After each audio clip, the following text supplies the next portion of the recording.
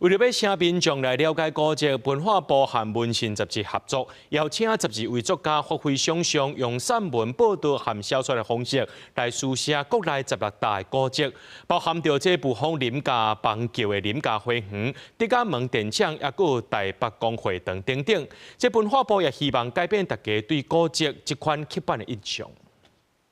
巴洛克风格的酒楼，伫咧高雄美浓山区，这是1908年日本时代起的发电厂，或做第一门电厂，也是台湾第一座的三级古迹。文学家谢欣悠参观电厂的时，发现有3个墓，其中一个墓的主人是日本人山中三雄先生。伊伫咧1937年因为清理水池不幸跋落水殉职，谢欣悠就提伊做故事的男主角来写小说，写伊和台湾查某囡仔的爱情故事。是清理这个水池的时候不幸罹难的。那后来我就把它发展成一个故事。那个时候有很多的客家人、日本人、闽南人，大家彼此有姻亲关系。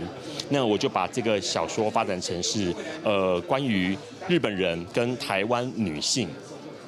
一位闽南人、一位客家人之间的关系这样。 若是第一门电厂有浪漫的爱情故事，台湾其他的古迹，亲像台湾总统府博物馆、台北公会堂、雾峰林家16个所在古迹，也拢有属于家己的故事。这是文化部和文信杂志共同出版的固定古迹专刊，和一般的古版古迹小解无同。文化部找12位的文学家来做书写，以散文、报道、小说的方式来呈现。因这文学家吼，因就了解到，因咧先了解这古迹的历史，